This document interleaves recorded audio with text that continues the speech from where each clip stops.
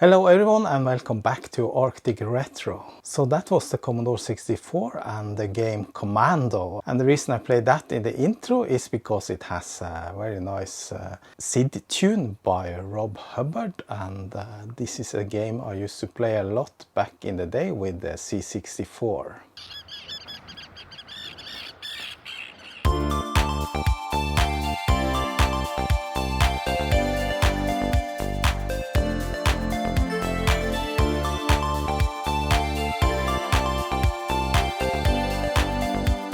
In this video I'm gonna test this one.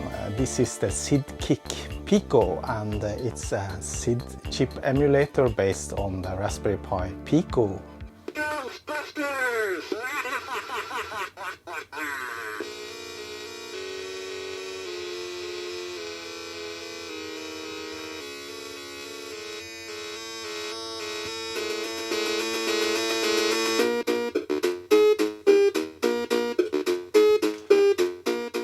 Before I continue, I just want to thank my sponsor PCBWay. They made this PCB here for a 1581 floppy disk drive and they deliver amazing quality and really fast shipping times. Besides PCB manufacturing, they also do 3D printing and I got this case for the 1581 floppy drive made by PCBWay in amazing good quality and yeah, very nice white color. So if you want to have your own PCBs manufactured, then head over to PCBWay.com and check out their services. And for the PCB silk screen, they now have a new option for UV printing multicolor. So check that out. Likewise, if you need something 3D printed or CNC machined or made some sheet metal, then they have services for that. So thank you PCBWay for supporting my YouTube channel. So the Ghostbusters theme is kind of cool too with that speech. If you saw my mail and donations video for April, you saw that I briefly tested this device and yeah, it worked great. I only just tested it as a regular mono SID chip and didn't use any of its other features, but this has a lot of other features. It can simulate the different kinds of SID chips that were made, and it can also operate as a dual or a stereo SID, and in this video I'm gonna test out that. Before I begin, let's take a look at the device. On top you have a regular Raspberry Pi Pico. This is not a brand new device. It's been around since 2021, I think. I actually got several of those. They are very cheap. I bought a bunch from DigiKey for $5 each. However, this one I bought ready-made on eBay, and underneath it, it has an additional PCB, which is the SIDKICK, and has a couple of chips, but not a lot. So the actual SID emulation runs on the Pico because it's a software-defined emulation. That means that the SID emulation runs as a program inside this chip, and then it uses this circuitry here to interface with the Commodore 64. So pretty nifty. So this is a project on GitHub, and I'll link to it down there, and yeah, you can read the details about it and how it came about, and yeah, you can download the latest version and stuff like that. There's also instructions how to use it, how to configure it, and how to connect it if you're gonna use the dual SID option. Because if you're gonna configure this as a dual or stereo SID, you need to modify your computer a little bit with some wires that you solder here and there. I'll come back to that later. Now, emulating SIDs are not new, and the reason for that being popular is because SID chips have started to die and they're hard to get original, and they can easily fail, and there are several other options. I have a couple here. This is the Swin SID, which essentially does some of the same stuff, but this uses some other kind of microcontroller. I'm not really sure about the details. It's called the Nano Swin SID, and this uses an Atmel microcontroller. So it's yeah, sort of software-defined emulation there as well. Now, some of the problems with these emulator chips is that some of them are not 100% compared to the original. They sound different and they can give out a different audio in some cases, and some cases they work very good. So yeah, and also some of them doesn't support the analog inputs that the original SID chip has, and thus you can't use, for example, analog paddles, and they will also give a fault on the diagnostics test on a Commodore 64. I'm not really sure if this WinSID actually supports analog input. I haven't tested these. I thought I'll make a little comparison here in this video. But first, let's test this one. I know it's working, but yeah, let's hook it up to the C64. This machine I repaired in another video a while back, and it had a lot of faults. It had shorted 9 volt. It had a fault with the keyboard. I inserted a modern RF modulator, cleaned it, and it has broken fastenings in the top cover, and I also replaced the capacitors. Yeah, that's 2 years ago now. Yeah, here you can see my repair. It's still holding up. I made new fastenings, 3D printed, and glue them in there. So we need a keyboard to actually use the machine. I'm gonna leave it there. There's the real SID chip. It has some heat sinks on it. So to just replace the SID chip with a new variant, if your SID is broken, then you just simply replace it. You don't need to do anything else. But as I said, there are configuration possibilities on the SIDKICK. In with the chip, and yeah, it's this side that is where the notch goes on the original chip, where the USB contact is. And as you can see, some of the pins are not populated, not in use. Let's get it in correctly so that we don't damage anything. Now, one thing to be aware of is that the SIDKICK is powered by the machine. You should not connect power to it. Alright, let's turn the machine on and listen to it, see if we can hear any difference between the original and the new one.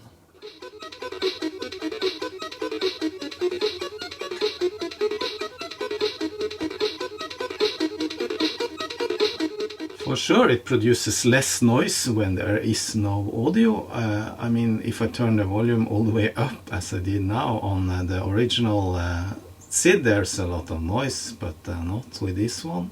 The other thing I noticed is that this chip seems to be a little bit quieter. I mean, it's much more lower volume. I need to go all to the top on my TV to get a decent power out of this. On the original chip I was way further below. So I know this isn't ideal. I'm recording from the TV with a microphone. I'm gonna hook it up to the computer later and do some real audio capture, and yeah, then we can take a listen to how it is. Ghostbusters!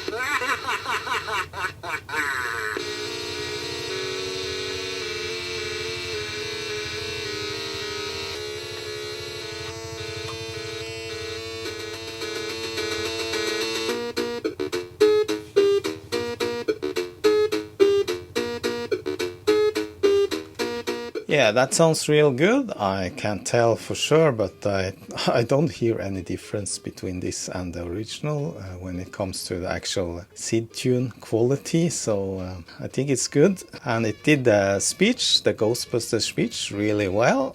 Let's try the commando.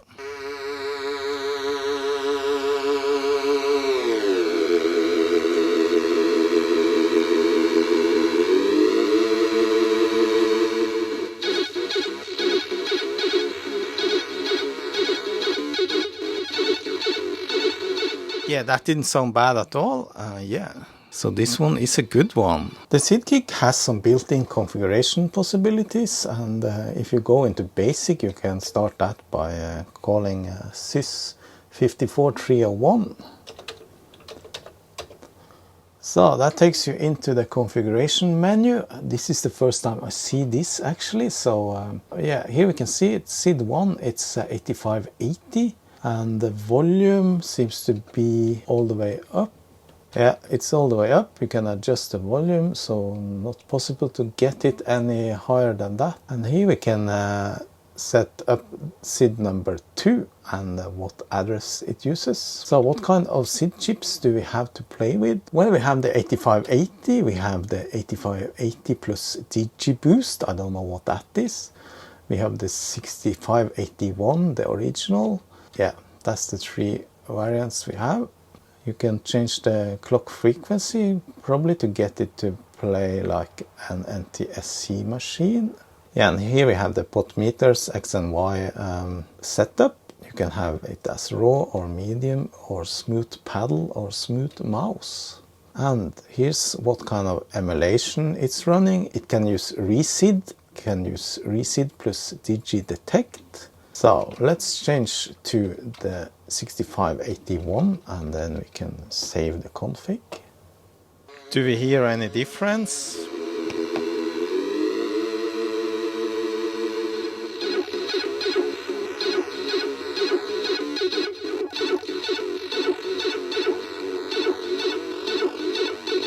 Yeah, I think it sounds a little bit different, but it's hard to explain what the difference is. So you actually need to compare side by side to actually listen to the difference. So as I understand it, the DigiBoost is some kind of loudness that you can use that boost the audio. And you can set the loudness in decibel. So let's try and set it to the max.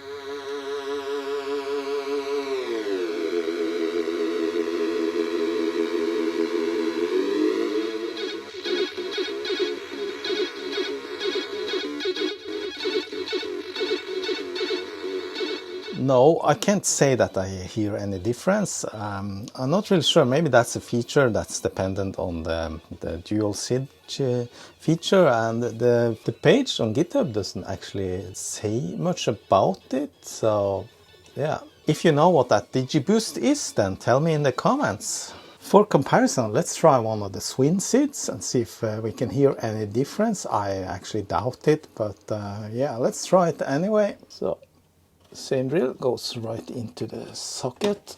Let's take a listen.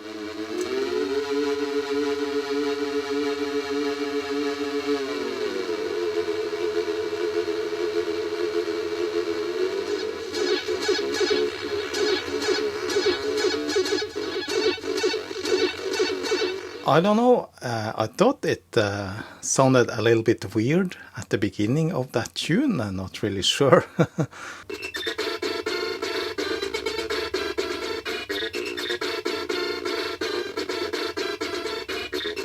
Yes, it sounds perfectly fine, at least on this tune. Let's try the Ghostbusters. Oh, this tune sounds really weird. Let's compare to the SIDKICK.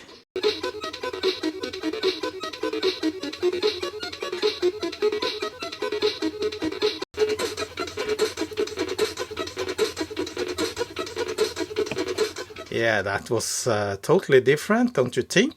And the Swin SID, it's quite a lot more noisier now that I have the volume way up.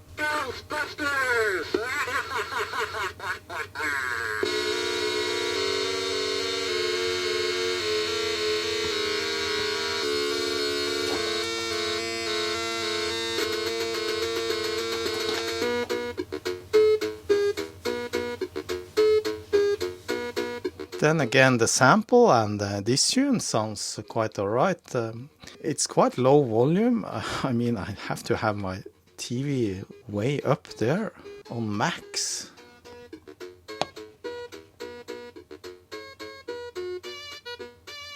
But for sure, also the Swin SID can be used as a good replacement for the real SID chip if you can't get it. Alright, I inserted the SIDKICK again, and let's do some more testing on that. In order for you to set up the SIDKICK as a dual SID, you need to connect a couple of wires to different lines. And yeah, according to these instructions, you can hook up 3 different lines according to what address the second SID chip should be mapped to. And here are some clear instructions where you can tap into those lines. There's actually only 2 wires you need to connect. One goes from A5 there, and the other one goes from A8/IO. And for that you have to select which address you want to connect to. So I'm gonna connect to, I think it was DE00 for the second one. So just solder in a couple of wires then. They're gonna go this way, so yeah. Let's see if we can manage to solder these. Yes.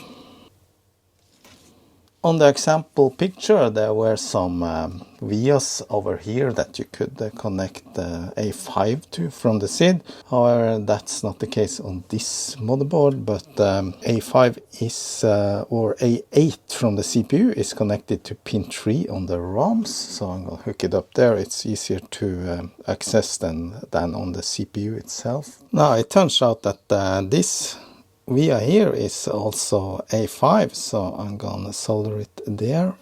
So pin 12 on the CPU goes there. Yeah, just add a little fresh solder there.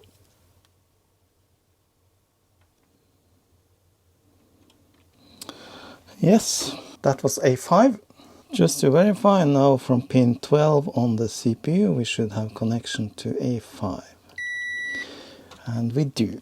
The yellow wire should go over here to the expansion port, pin 7. Now, if you instead want to map it to address DF0, then you want to solder this to pin 10 on the expansion port. But the SID player software that plays stereo SIDs, they have configuration for what kind of address you want to use, so I guess this is enough then. To play stereo SIDs, obviously you need a program that can play stereo SIDs, and this is one of those, the Stereo Player V10.3. Now, before we use the SIDKICK as a stereo SID, we need to configure SID number 2, and I set SID number 1 to 8580. Do the same with SID 2 and configured address DE00, DF00. Strangely enough, now that the stereo SID player does not start, just crashes. I set back the SIDKICK to just one SID, and then this started again, and as you can see, for the address you can only select DF0 or DE0. But if I select that, then it's probably gonna crash again. Yes, it just immediately crashed, so not really sure what's going on. Now, I wonder if I misunderstood this. Does this mean you should only connect one wire? I mean, either you connect A5 or A8/IO, and that one you connect either to pin 15 for D500 or expansion port pin 7 or 10 or external chip select signal. Also, it says here, hint, before detaching signal cable, set the second SID address to D400 in the config tool. I didn't do that. Alright, so I have checked and done a little bit back and forth here. I connected the yellow wire now to the CPU pin 15, that's address D500. I also downloaded a later version of the SID player that could actually support more addresses, and it didn't crash. But still it wouldn't play, so I read through the whole GitHub page, and actually it turns out that as default this comes with a firmware that expects that you have a DAC installed, and here's the pins for the DAC. I actually order a DAC that can be used for this, but I haven't gotten it yet. If you want to play through the Commodore 64 motherboard as usual, but then in mono, but still be able to play stereo SID tunes, then you need another firmware that's designed to not use a DAC. So obviously that is the fault here. So let's replace the firmware on this just to test, and that's simply just to hook it up and push that little button, and then it should pop up as a USB drive on your computer. You hold in the boot button there, and then you connect the USB-C cable, and yeah, there it shows up as a USB drive on my computer. So here are the different firmwares. We're not going to use the DAC variant. There's 3 PWM variants, one with LED and one with RGB. I guess our is the LED because it has an LED. So simply copy that over there. Nope, that simply doesn't work. I set the address correctly, and yeah, there is no output, so not really sure why. Now, I'm pretty sure I have connected it and configured the SIDKICK correctly for 2 SIDs. However, that SID player program seems to not work properly with it. So I was thinking, what else can I use to test 2 SIDs? And I know Super Mario Bros. Can use 2 SIDs, so I started that, and there's a SIDs menu there, and there you can select SIDs 2 and second at 420, which is not correct. Yeah, we have D500, that's how I configure this. And then there's some SID setup. Yes, that is definitely at 2 channels playing. Obviously it's not in stereo from my TV, but I can hear 2 distinct channels. If I change it to 2 with the wrong address, yeah, there's only 1 channel. Yes, that's definitely working, I think. However, to get real stereo we need that DAC, which I'm currently waiting for in the mail. Well, look at that. I got the stereo SID player to play, and the reason it didn't work was because I ran it from the Kung Fu Flash cartridge. I even tried the SD2IC, loaded better, but still couldn't load the actual song. So I copied the whole disk image to a real floppy and loaded from that, and that actually works. So this is now playing in stereo, however on the TV it's just mono still until I got the DAC. So you can see here the 6 different channels.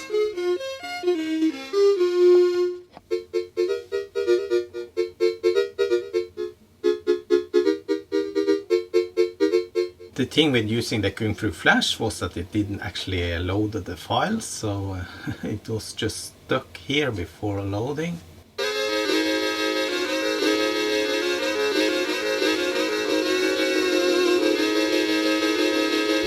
There were a couple of settings I had to set to make this work. Obviously the address must be correct, and I set the mode to stereo, and I set the fast load off. It was on, and then it actually didn't work.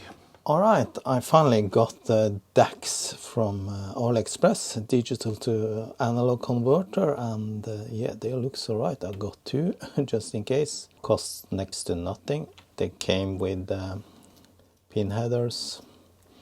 Yeah, so I'm gonna solder in one and check it out, see if we can get it to work and get some real stereo audio out of this Commodore. So to connect the DAC we need to take out the SIDKICK, and you're supposed to solder it in here. There are holes for pin headers there. So since it's already soldered onto the board, I just do it here. So it will go like this. And hopefully it won't interfere with something else. Now it looks to be, well, maybe I need to remove one of those heat sinks. So there's only 5 pin headers. The DAC has 6, so the last one is not used. It's obviously better to solder it on top like this. And now the DAC board goes in with components down.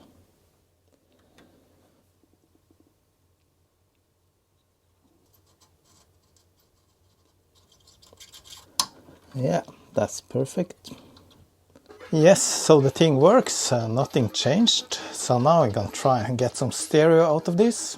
So I just connected a standard set of headphones to the output connector there. There's also stereo output on the pins here, but this works as well. And yes, the DAC is working. So I'm gonna hold the headphones up to my microphone. Not sure if you can hear this, but this is obviously not what we want. We want to have an output from the computer so that we can hook it up to a stereo or TV and have stereo. For the stereo output you could obviously drill some holes or utilize the holes here that were there for the RF modulator. Yeah, I don't want to do any modifications to the case or start drilling in it. So I'm just gonna connect these two and just feed them right out there, I think. Too short maybe for that. Yeah, so that's left out, and there's ground and right out and ground. The ground is common, so we only need to solder the 3 first.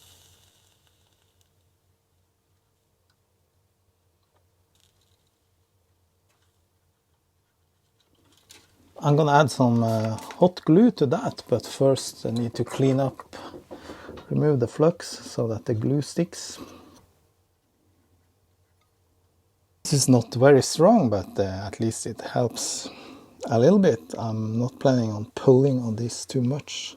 Alright, that was it. We now should have stereo output from this Commodore 64. However, now it's still connected via the audio video cable to my TV, so it's still in mono. I'm gonna reconnect it now with another cable. So I'm just connecting standard audio jacks to this now. And the other end goes into the same SCART connector as the video input. It has stereo input. Yes, it's a little bit stronger signal for sure, but this is not a stereo tune. Let's try a stereo tune. Yeah, let's try XLF.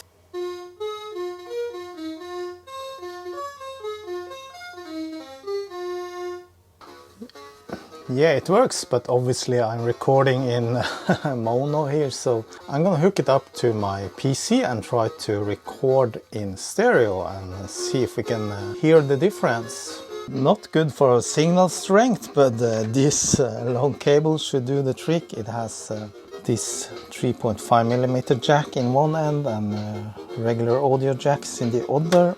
I've set up the OBS to capture audio input, and yeah, let's try once more with XLF and start recording. No, we doesn't hear anything from the computer because the audio input is not routed out through the speakers, but you can see here.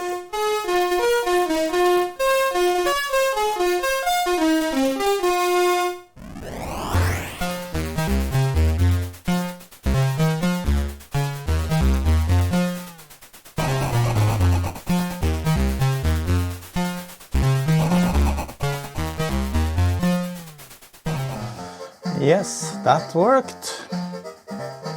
The volume was a little bit too high. I could turn it down on the computer input, but it's a little bit overpowering, so I'm gonna go into the SIDKICK menu and turn it a little bit down. Not really sure if this is gonna help for the DAC, but I'm setting it down to around half. Alright, so I think this is better. The signal level is more appropriate. Shouldn't be that overpowering with clipping. Let's start recording and take a listen.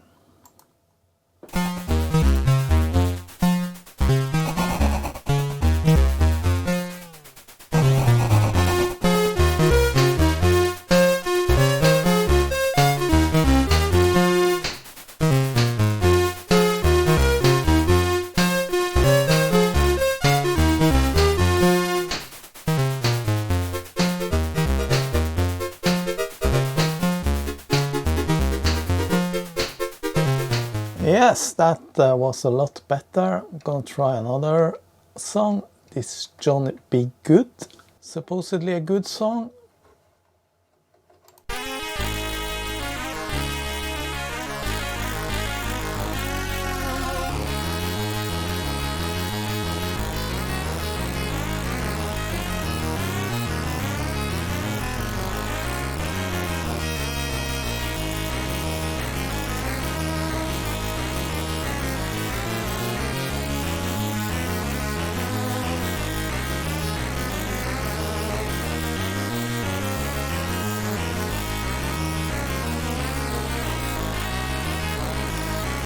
Yeah, that sounded great, I think.